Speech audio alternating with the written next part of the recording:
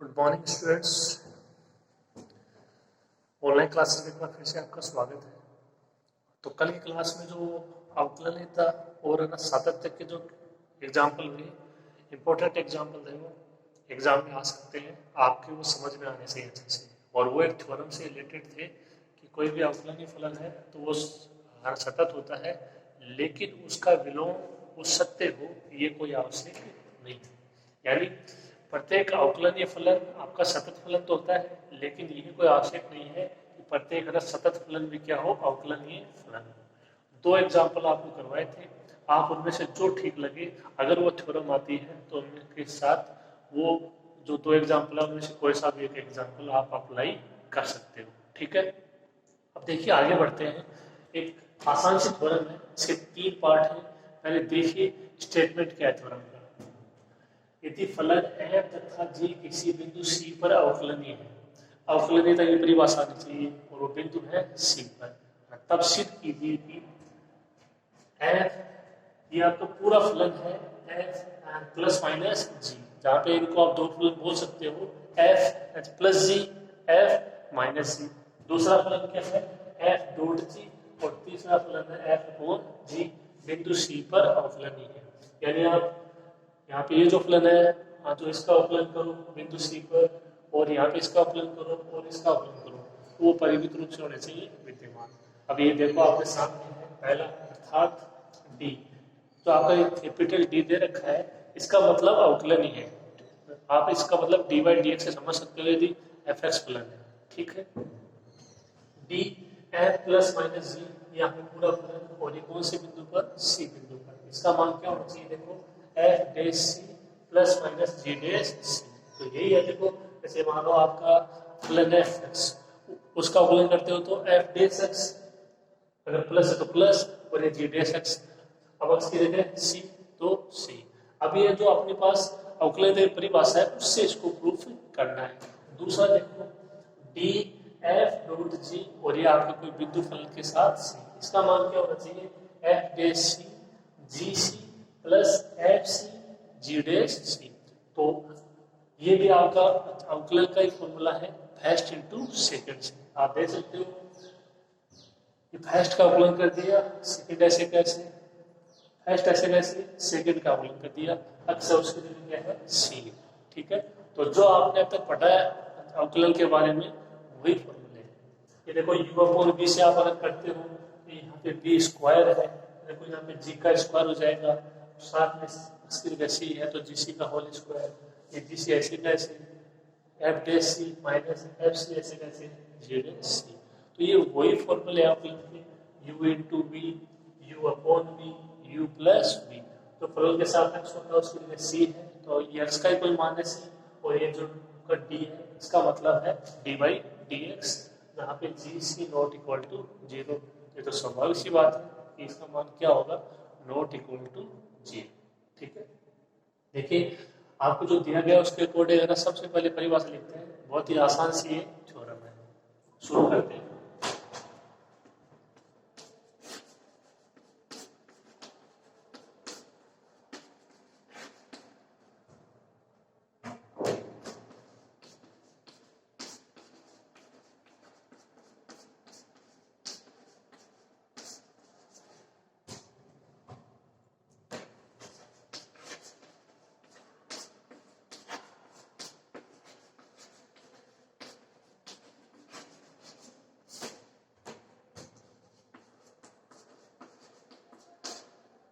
दिया गया है कि फलन है तथा फलन जी के बिंदु सी पर अवकलनीय है, मतलब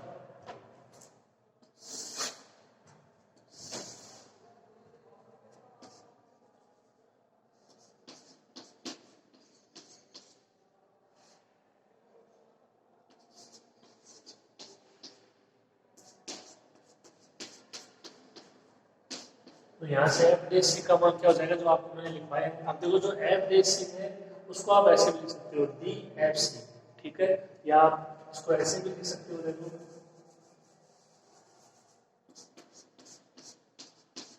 सी बाहर हो जाएगा और जो एफ है उसका अवकलन। तो ये जो आपका कैपिटल डी है ये केवल एक प्रतीक चिन्ह है अवकलन का। ठीक है, एफ डैश सी का मान क्या था,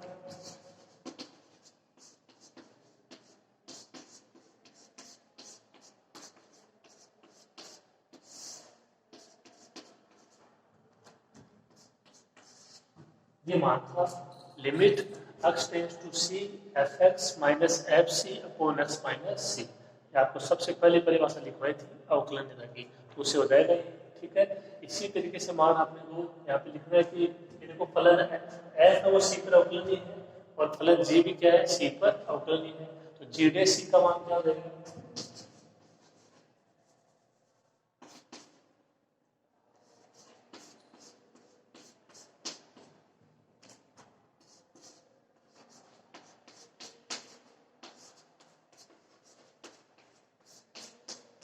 यहाँ पे सभी एक ही चिन्ह है, इनका मतलब एक ही है। ठीक है, ये इसको आप ना जी डे सी बोल दो, ये डी इंटू जी सी बोल दो, डी इंटू जी सी बोल दो, बात है वो एक ही है।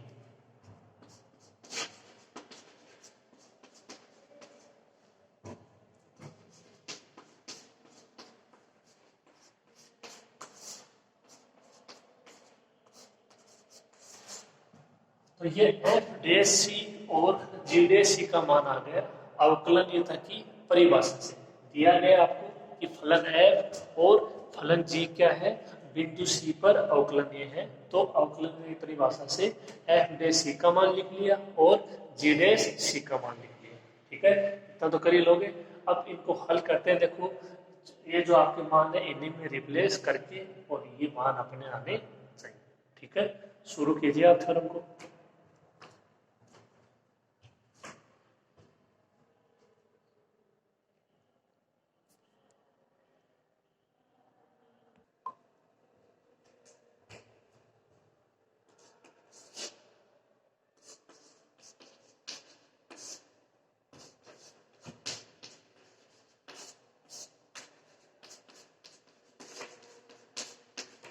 पहला देखिए फलन f प्लस माइनस जी के लिए, देखिए मान अप्लाई करते हैं।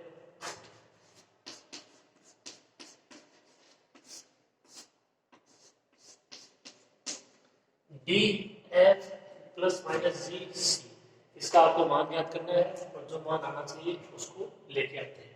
तो देखिए यहाँ पे आप रिप्लेस कर लीजिए, चाहे तो जो समीकरण एक थी उसमें, चाहे समीकरण दो है उसमें।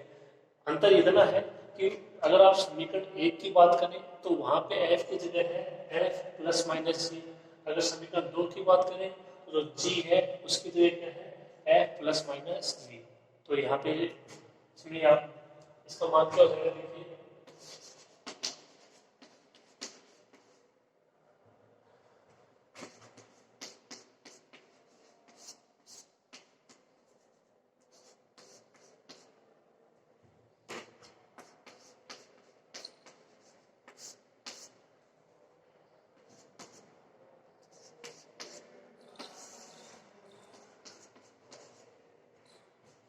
ये मान हो जाएगा इसका limit x tends to c f plus minus g x minus f plus minus g c upon x minus c। अगर आप समीकरण इसके दो से तुलना करो तो जो g है उसकी जगह केवल अपन ने रखा है f प्लस माइनस जी और कुछ भी नहीं किया। आप देख सकते हो f प्लस माइनस जी और बाकी ऐसे का ऐसे। ओके, अब देखिए इसको सरल करते हैं।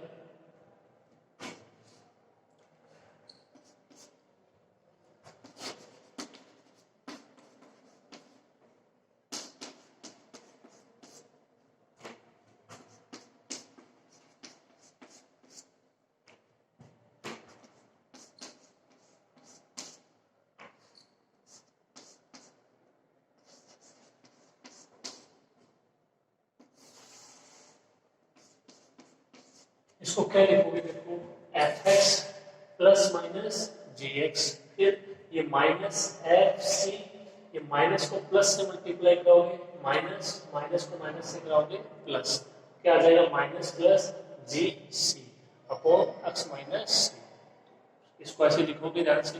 ओके, इनको केवल अंदर करना है मल्टीप्लाई, आसानी से कर लोगे। आगे देखिए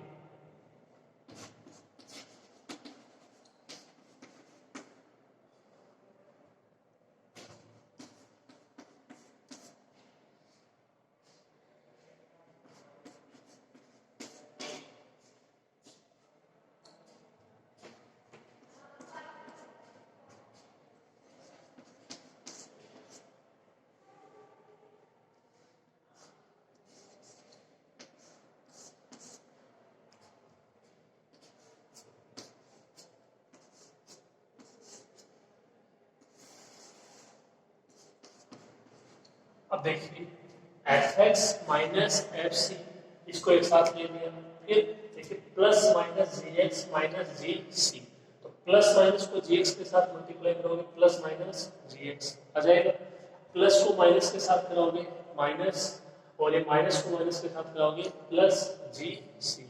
तो आप ये जो स्टेप है इसको आपको ऐसे लिखना होगा, आप इसको हल करके देख सकते हो, वापस यही मान प्राप्त होंगे अपॉन में एक्स माइनस सी।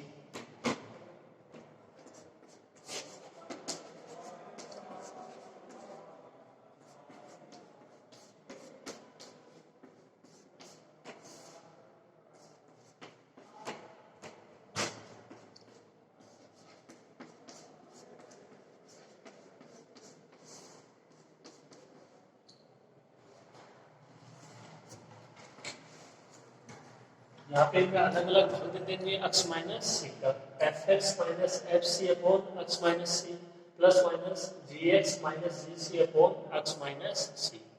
यहाँ तक ठीक होगा। आगे देखिए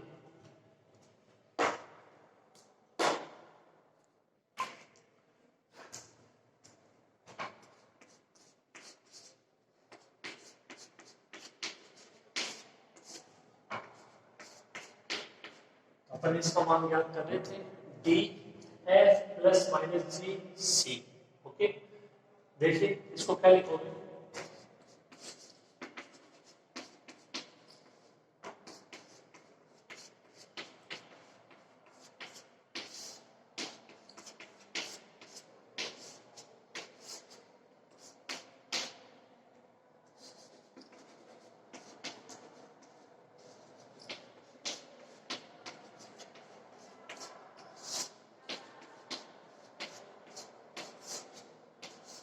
आपको केवल इतना करना है कि यहाँ पे जो दो पद है इन पे अलग अलग लिमिट अप्लाई करनी है। यहाँ पे इसके साथ आ जाएगी limit x tends to c, और इसके साथ भी आ जाएगी limit x tends to c. Okay, तो ये हो जाएगा limit x tends to c f x minus f c upon x minus c. दूसरा आ जाएगा limit x tends to c g x minus g c upon x minus c. ये मान देखिए समीकरण 1 से, ये मान देखिए समीकरण 2 से। तो यहाँ पे ये मान है एफ डैश सी का, और ये मान है जी डैश सी का।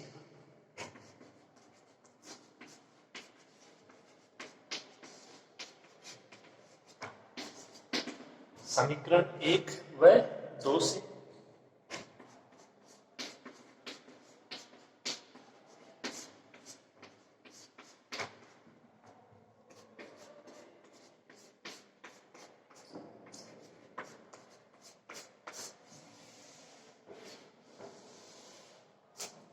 ये पहला point d f plus minus g c is equal to f dash C plus minus ji dash c. उम्मीद है आपको समझ में आया होगा, एकदम आसान सा है, कोई दिक्कत नहीं होगी, कर लीजिए इसको।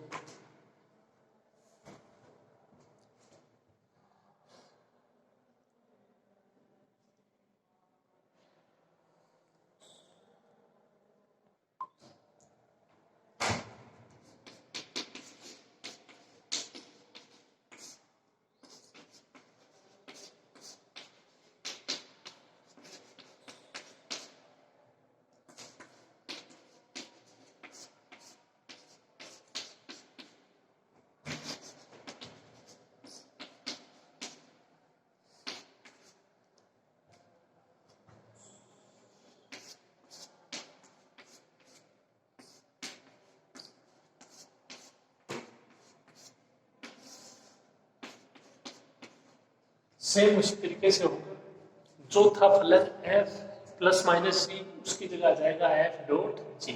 तो d f dot g c का मान क्या हो जाएगा, limit x tends to c f g x minus f g c upon x minus c. आप किसी से भी मान अप्लाई कर सकते हो, एफ वाले से रख लीजिए, जी वाले से रख लीजिए, किसी से भी एफ और जो जी है उनकी जगह रिप्लेस करना है एफ डॉट जी। ठीक है, तो ये मान आपको लिखना है समीकरण 1 और 2 की सहायता से। ठीक है, अब आगे देखिए इसको हल करते हैं। तो देखिए यहाँ पे एफ डॉट जी एक्स, इसको क्या लिख सकते हो एफ एक्स इंटू जी एक्स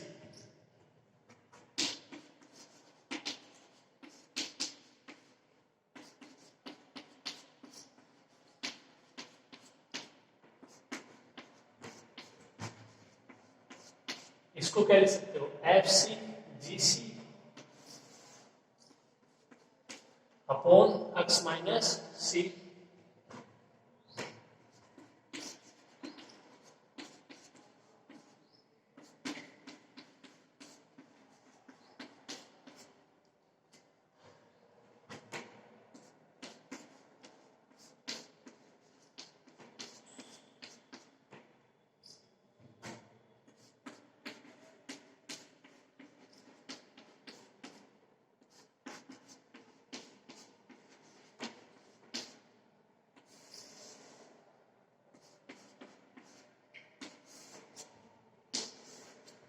अब इसमें क्या किया देखो एफ सी जी एक्स इसको घटा दिया और इसको जोड़ दिया और बाकी ऐसे का ऐसे एफ एक्स जी एक्स ऐसे कैसे ये माइनस का एफ सी जी सी ऐसे कैसे एफ सी जी एक्स को क्या कर दिया जोड़ दिया और घटा दिया। ओके अब देखिए इसमें से लेते हैं common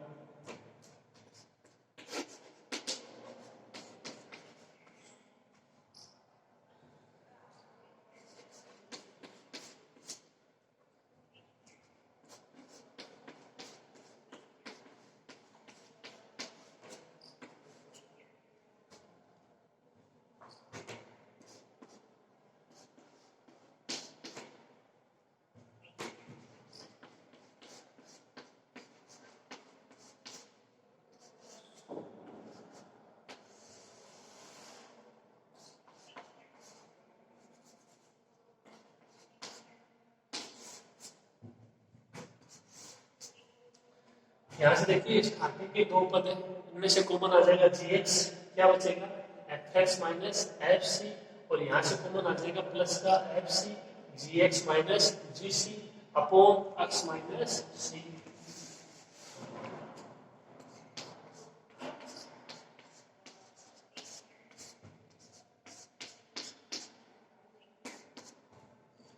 D f dot g c का मान ज्ञात करना है। तो देखिए अब यहां से आपको इसको इस प्रकार लिखना है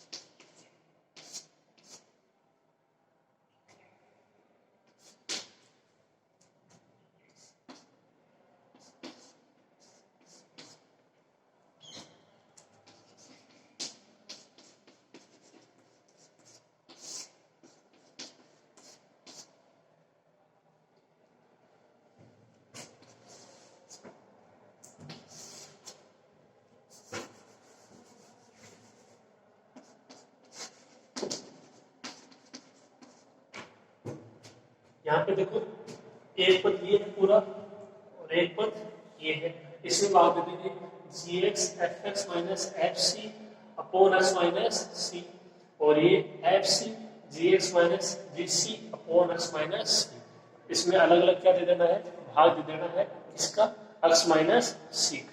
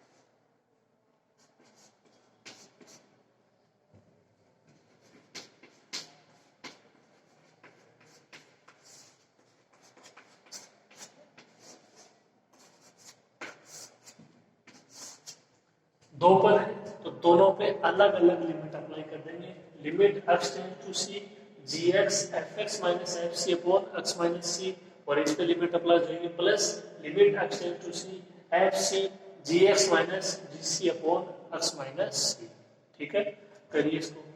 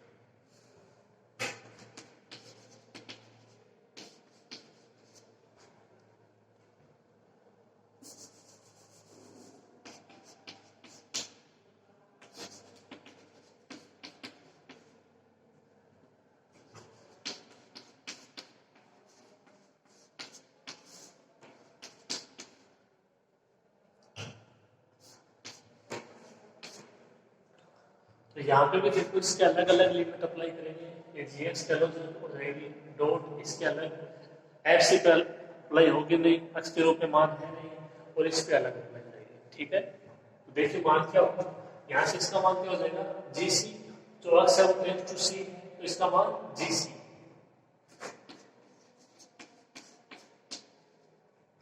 ये यहाँ पे समीकरण एक से एफ डेस सी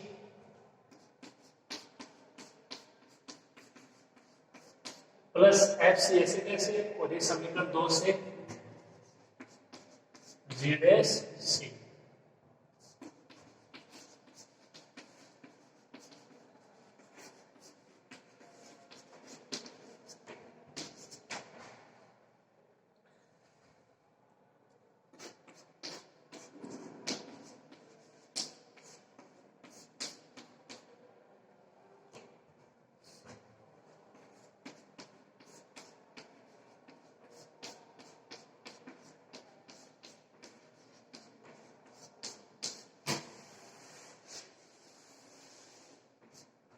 ये इसका दूसरा पार्ट। ठीक है, यहाँ पे अब देखिए नेक्स्ट तीसरा पार्ट।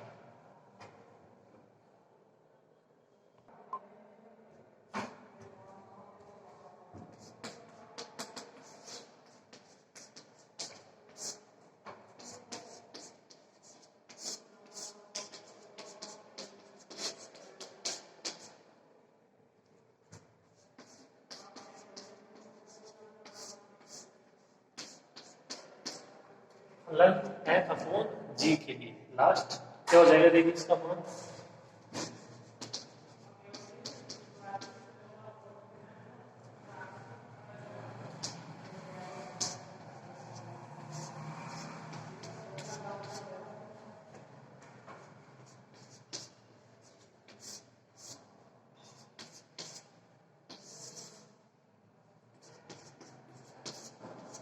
ये इसका मान हो जाएगा एफ एक्स की जगह जाएगा F upon g x, F C की जगह F upon g c upon x minus सी, जहाँ पे एफ की जगह एफ अपॉन जी। समीकरण एक से आप तुलना कर सकते हो।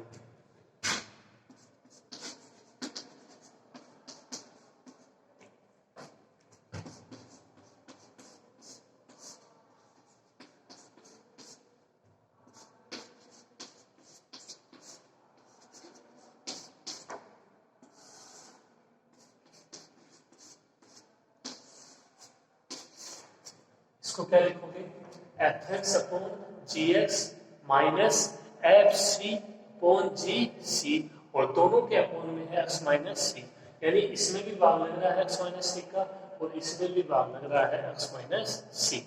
अगली स्टेप क्या होगी,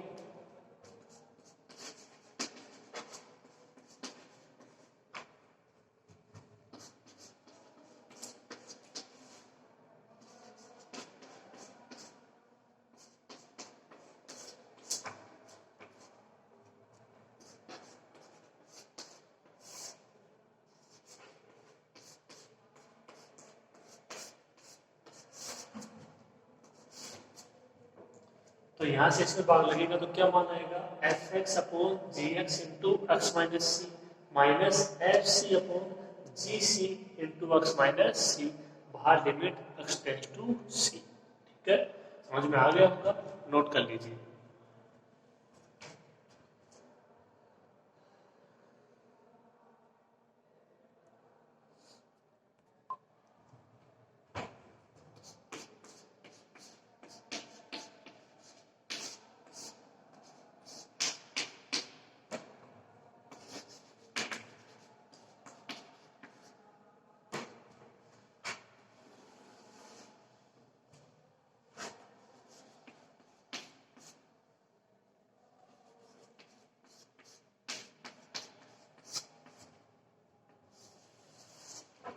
एल से बन जाएगा दोनों में जी एक्स जी सी और एक्स माइनस सी। यहाँ पे क्या बचेगा, एफ एक्स जी एक्स और एक्स माइनस सी कैंसिल, तो बच जाएगा जी सी।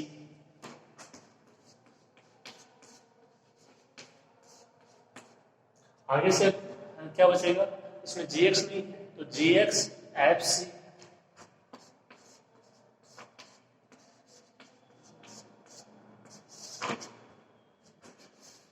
ये माना जाएगा। ठीक है, आगे देखिए।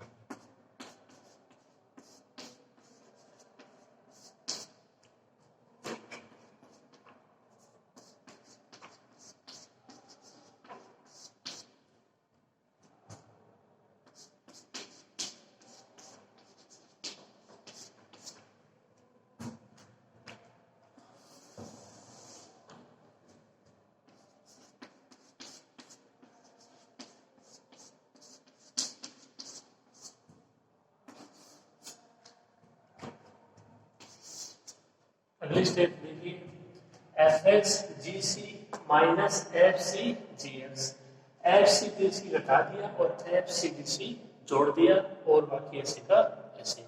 ठीक है, तो यहाँ तक कोई दिक्कत नहीं हुई, आगे देखिए।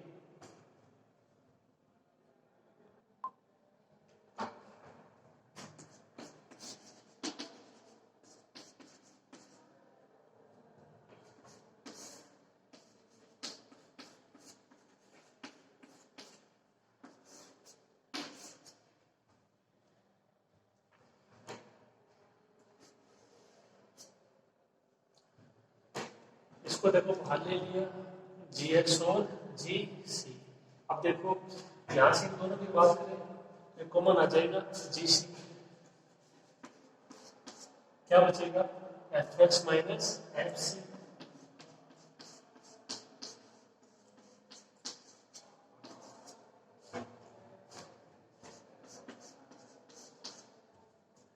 एक ये पद है, एक ये पद है, यहाँ से कॉमन लेंगे माइनस का एफ सी।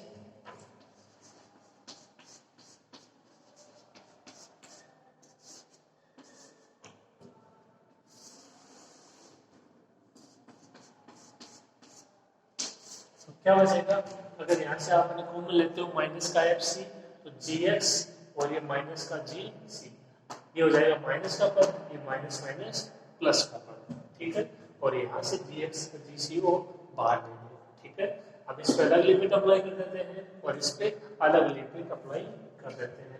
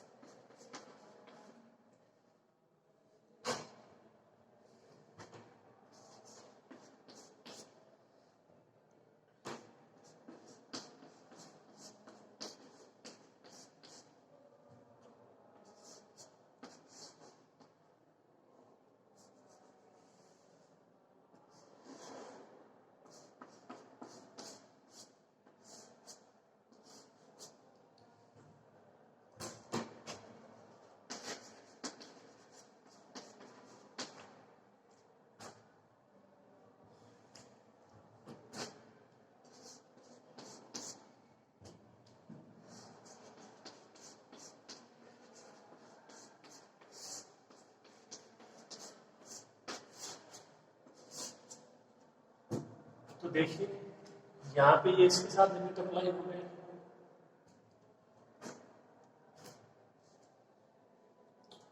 माइनस आएगा यहाँ पे,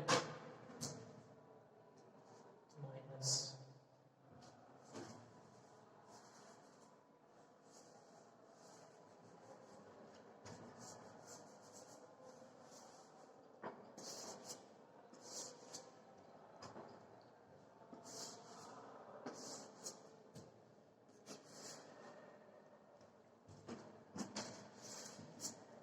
ध्यान से लिखोगे अपनी कोष्टक है उनको उपयोग भी ठीक से करोगे।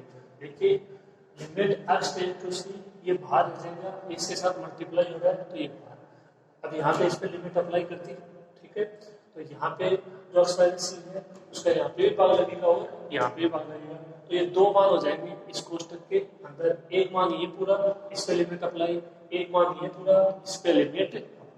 थोड़ा ध्यान से लिखोगे, ये इंटू में है इन दोनों पदों के, ओके। तो आप करो इसको थोड़ा सा।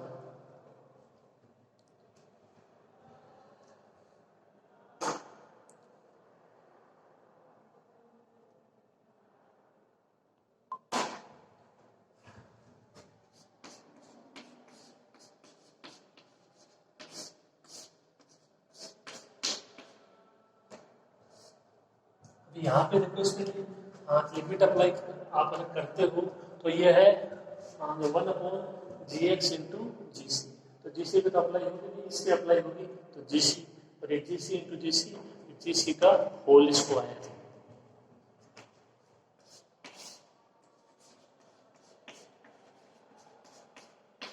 तो पहला मान ये आएगा जब इस पे लिमिट अप्लाई करेंगे, ये 1/gc इंटू जी सी। अगर इस पे लिमिट अप्लाई करते हो तो इस पे तो लिमिट अप्लाई होगी नहीं जीसी पे, इस पे लिमिट अप्लाई होगी जीसी। और अगर इस पे लिमिट अप्लाई करते हो तो समीकरण 1 से एफ डैश सी,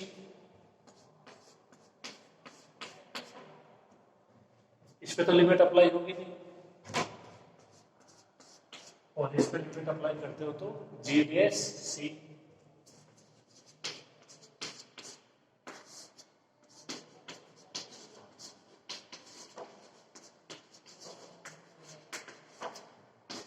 समीकरण 1 है 2 से,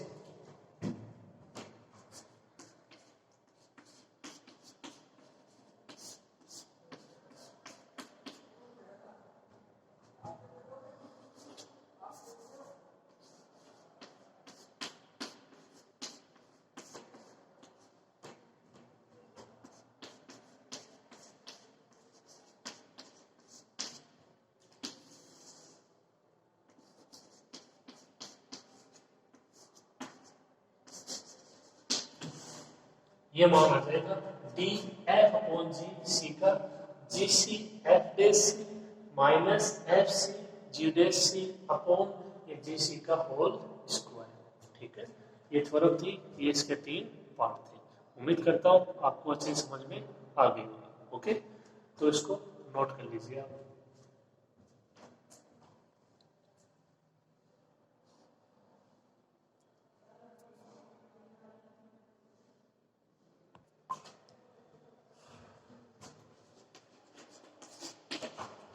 देखिए एक एग्जाम्पल है, उसको करते हैं।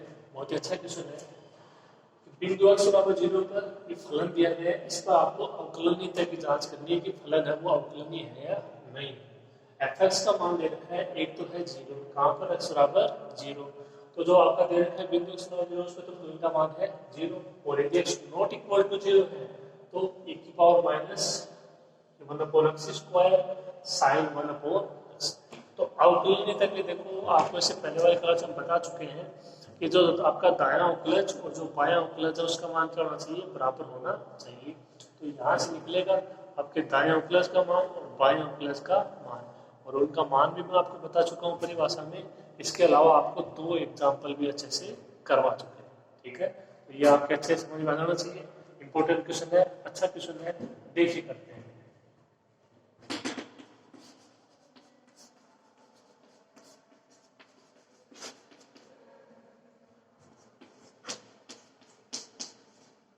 एक तो ये दिया गया है कि f0 इज इक्वल टू 0।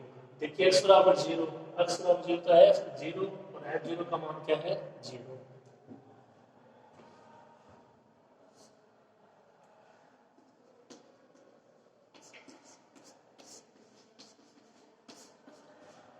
मान ज्ञात करते हैं दाएं अवकलज का f डेश 0 प्लस 0 मान क्या हो जाएगा लिमिट h टेंड्स टू 0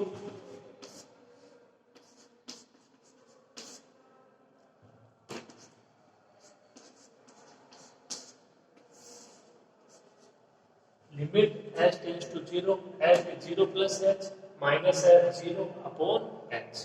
ठीक है, ये आपको पता होना चाहिए, इससे पहले भी यूज हो चुका है।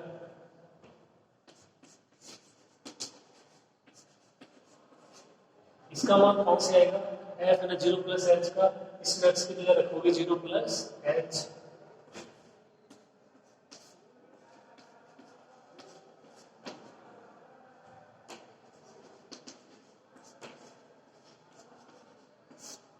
ये मान हो जाएगा और जो f0 इसका मान 0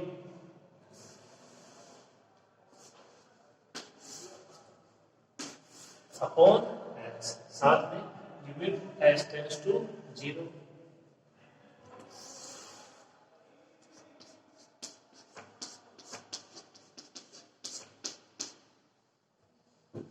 यहाँ पे बिंदु है यहाँ पर 0, तो जो फॉर्मूला था सी ए जो सी था उसकी जगह क्या आ जाएगा 0 आ जाएगा। तो देखिए इसको थोड़ा हल करते हैं।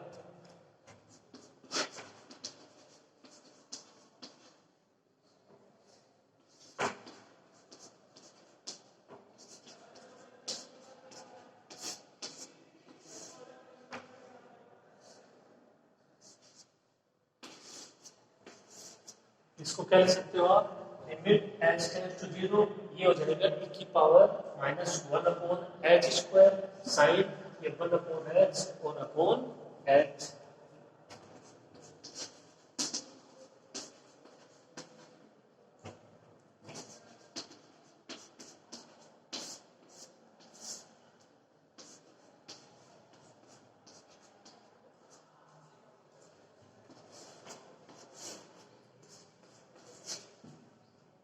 e की पावर है ऊपर क्या -1 अपॉन h स्क्वायर, वो अपॉन में क्या हो जाएगी e की पावर प्लस की 1 अपॉन h स्क्वायर, साथ में h है ऊपर है साइन 1 अपॉन h। अब यदि ऊपर वाले की बात करें तो आपको बता चुके हैं कि इसका मान होगा -1 और 1 के मध्य कोई भी परिमित संख्या परिमित मान। इसको हल करना है अपने को कि limit h tends to 0 h into e की पावर करें ये 1 अपॉन h स्क्वायर, तो इसका मान क्या होगा इसको हल करने पर। ठीक है, तो इसको दे दीजिए समीकरण 1 और इसका अपन अलग से मान ज्ञात करते हैं। ओके, तो आप यहां तक इसको लिखो, शुरू करो।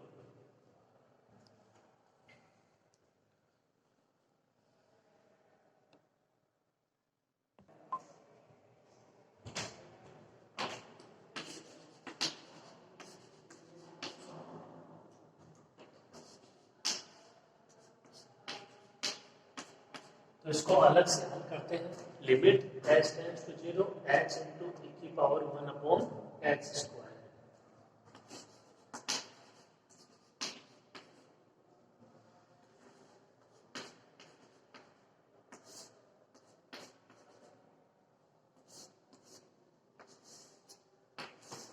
क्या इसको ऐसे लिख सकते हैं, ये ऊपर जाएगा तो वापस h इंटू हो जाएगा limit h tends to 0 e की power 1 upon h square upon 1 upon h।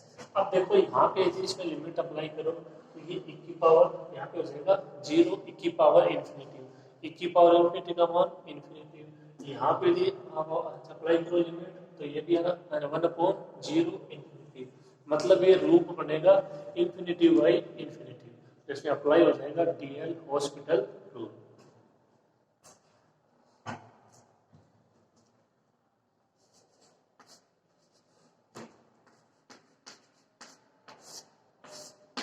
ये क्या है इन्फिनिटी बाई इन्फिनिटी रूल है, रूप है।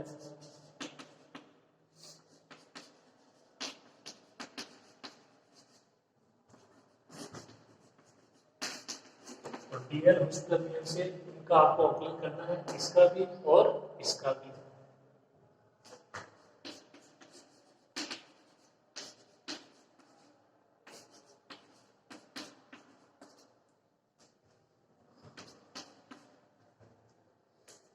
देखो e की पावर x का करते हो, e की पावर x ही रहेगा।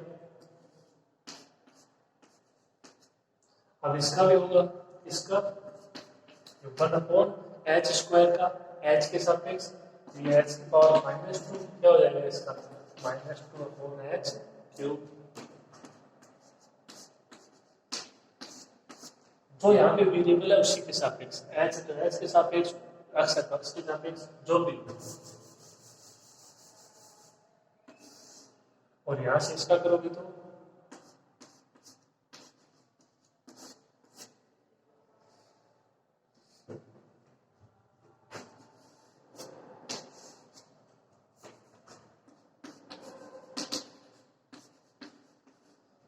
अपॉन में है ये 1/h, तो इसका कितना हो जाएगा -1/h²। इसका अवकलन कर दिया और इसका अवकलन कर दिया। ओके,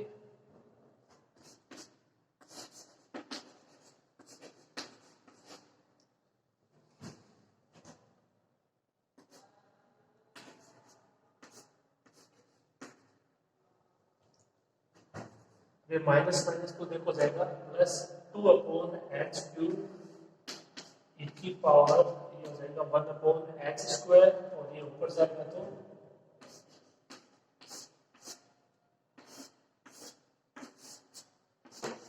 ये मान है minus minus plus 2/h³ e की पावर 1/h², ये ऊपर जाएगा तो h²। ओके,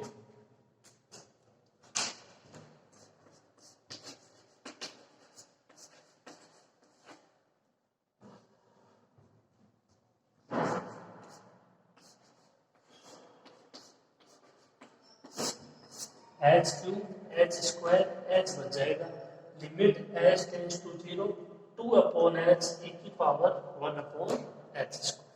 ठीक है, आगे हम करते हैं। देखिए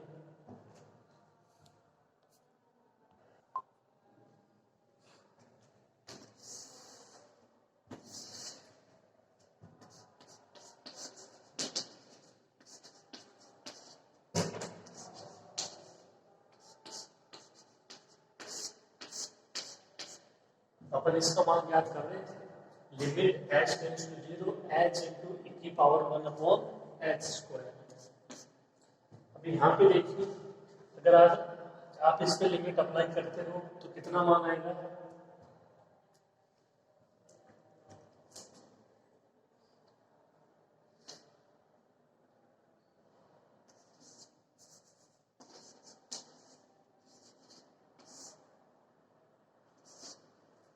ये मान आएगा 2।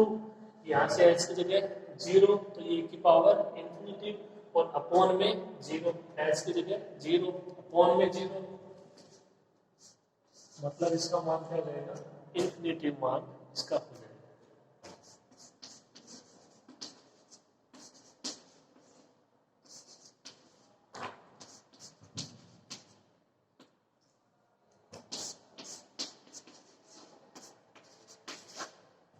e की पावर इंफिनिटी का मान जरूर इंफिनिटी होता है, लेकिन अपॉन में 0 है तो मान है वो इंफिनिटी आएगा।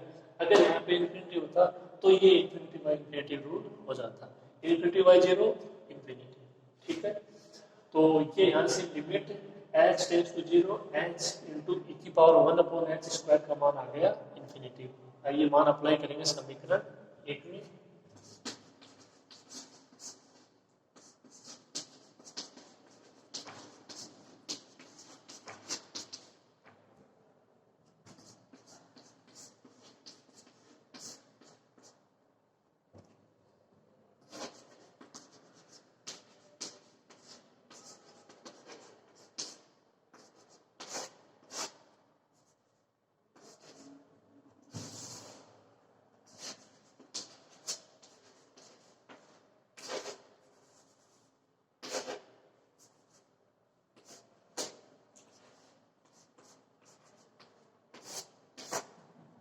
तो समीकरण 1 है, उसमें ऊपर नीचे दोनों तरफ आपने लिमिट अप्लाई कर दी, अब इसका मान अप्लाई कर देते हैं। ओके, करो।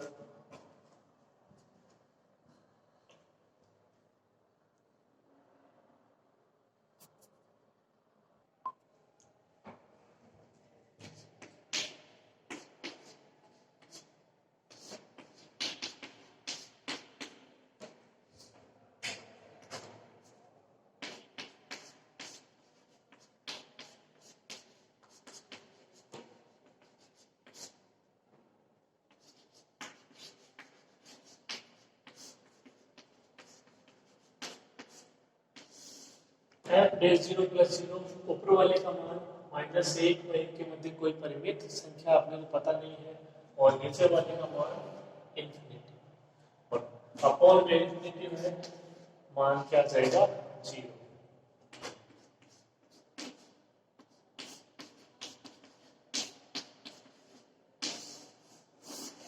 तो जो फलन दिया गया है उसका जो दायां अवकलज है उसका मान कितना आया 0। इसी प्रकार याद हो जाएगा इसका बायां अवकलज f डैश 0 माइनस 0। देखिए थोड़ा सा चेंज करना है मात्र,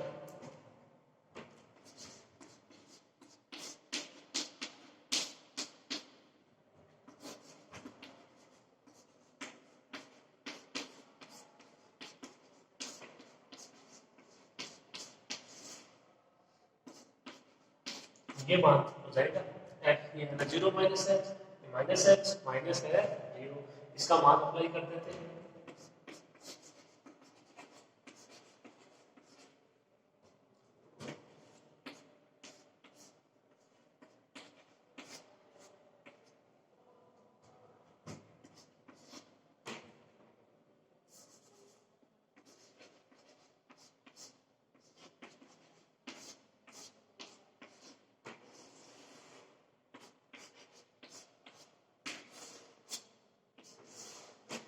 मान हो जाएगा f, ये 0 माइनस x का मान e की power minus 1 upon x square था, 0 माइनस x स्क्वायर साइन ये था 1 अपॉन x, 0 माइनस x, इसका मान 0 और अपॉन माइनस x।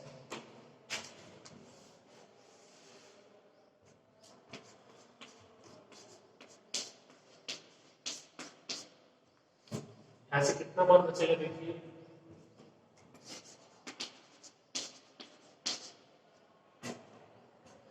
ये माइनस माइनस प्लस, ये हो जाएगा e की पावर माइनस ये 1 अपॉन h स्क्वायर, ये हो जाएगा sine minus 1 upon h,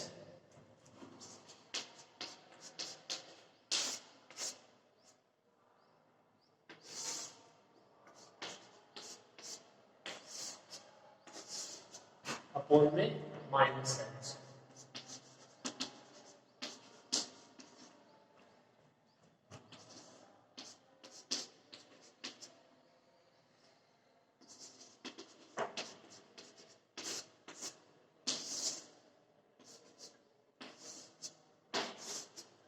sine minus theta minus sine theta, और ये माइनस माइनस प्लस e की power minus 1 upon h square sine 1 upon h upon h। Okay,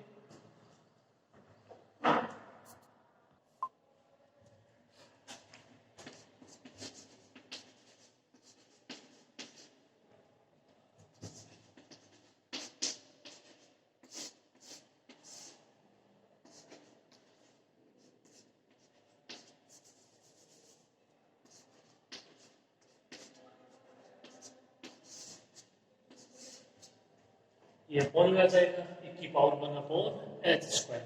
अब आप इसको देख लीजिए, जो आपने दाएं अवकलज में हल किया है वही ये मान है, सेम टू सेम, कुछ भी इसमें चेंज नहीं है। आपने जिसको समीकरण 1 दिया है, limit h tends to 0 sine 1 upon h upon h into e की power 1 upon h square, as it is है, कुछ भी चेंज नहीं है। और इसका मान कितना आया था, इसका मान आया था 0।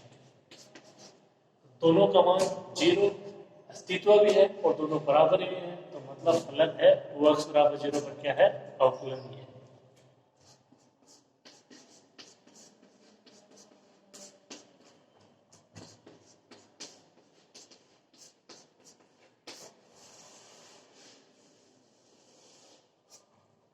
f डैश ये 0 प्लस 0, f डैश 0 माइनस 0 दोनों बराबर, दोनों का मान 0 के बराबर।